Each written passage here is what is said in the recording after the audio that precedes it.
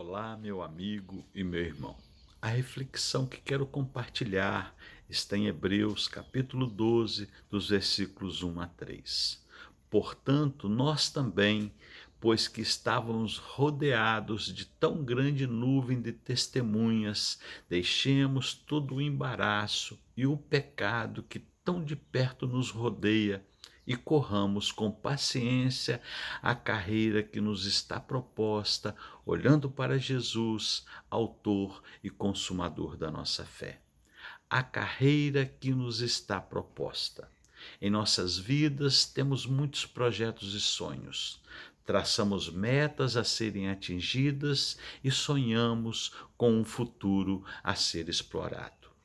Na nossa caminhada com Cristo, como somos míopes para ver a necessidade do irmão. Somos superficiais nos nossos relacionamentos, temos medo de que as pessoas descubram nossas fraquezas. Não há comunhão. Perdemos de vista que somos a família de Deus, que somos membros do corpo de Cristo. Quanto sofrimento ocorre em nossas igrejas sem que seja percebido? Quantos clamam por ajuda e não são ouvidos? No entanto, nós temos a palavra de Deus, a Bíblia Sagrada, um guia esplêndido que nos mostra e nos confronta como deve viver o cristão em sua caminhada em direção à eternidade com Cristo. Em primeiro lugar, Deus nos colocou neste mundo para edificação. Portanto, cada um de nós agrade a seu próximo no que é bom para a edificação. Romanos, capítulo 15, versículo número 2. O apóstolo Paulo, na carta aos Romanos, depois de mostrar a tragédia do pecado, nos convida a olhar para Jesus, autor e consumador da nossa fé, o qual, pelo gozo que lhe estava proposto, suportou a cruz, desprezando a afronta, e nos mostra qual é o estilo de vida do povo de Deus que deve ter. Somos membros um dos outros. Assim nós, que somos muitos, somos um só corpo em Cristo, mas individualmente somos membros um dos outros. Romanos capítulo 12, versículo número 5. Não podemos funcionar nem crescer isolados um dos outros. 2. Tende o mesmo sentimento uns para com os outros. Sede unânimes entre vós. Não ambicioneis coisas altas, mas acomodai-vos às humildes. Não sejais sábios em vós mesmos. Romanos capítulo 12, versículo 16. Como somos uma família de Deus, um só rebanho, um só corpo, temos o mesmo Pai, o mesmo Salvador, o mesmo Consolador. 3. Sigamos as coisas que servem para a paz e a edificação de uns para com os outros. Romanos, capítulo 14, versículo 19. A Igreja de Cristo deve ser a promotora da paz, o cristão, o membro pacificador para a edificação do corpo de Cristo. O projeto de vida do cristão deve ser o de buscar o crescimento espiritual um dos outros. 4.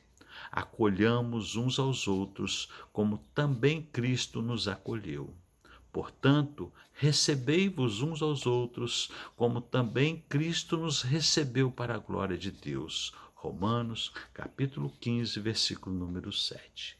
Deus nos acolheu quando estávamos sujos, perdidos e entregues ao nosso pecado. Ele nos amou, nos perdoou, nos transformou e nos aceitou. Assim devemos fazer. Número 5.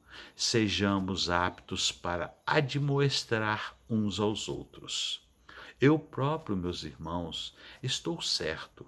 a respeito de vós, que vós mesmos estáis cheios de bondade, cheios de todo conhecimento, podendo admoestar-vos uns aos outros. Romanos capítulo 15, versículo 14.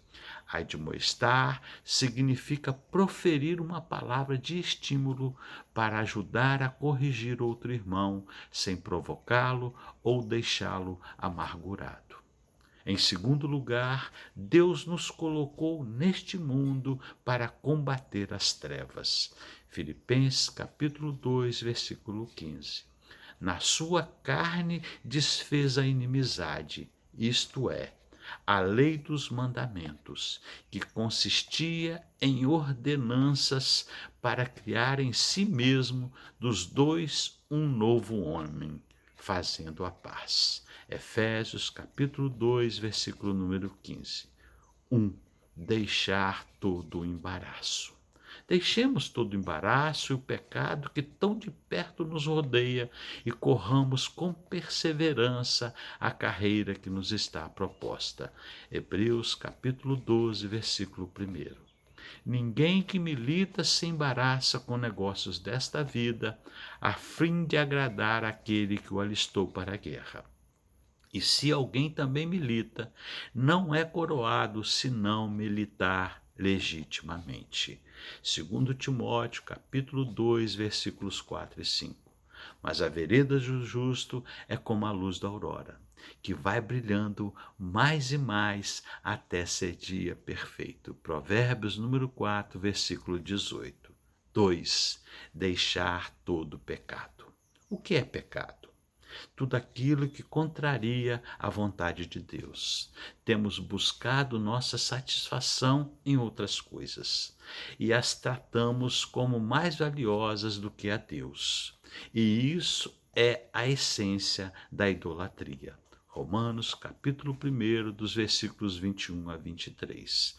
Desde que o pecado entrou no mundo, todos nós temos sido profundamente resistentes a ter Deus como nosso tesouro. Efésios capítulo 2, versículo número 3. Isso é uma ofensa terrível contra a grandeza de Deus. Jeremias capítulo 2, versículos 12 e 13. 3. Correr para o alvo. Cerca de 3 milhões de pessoas saíram do Egito.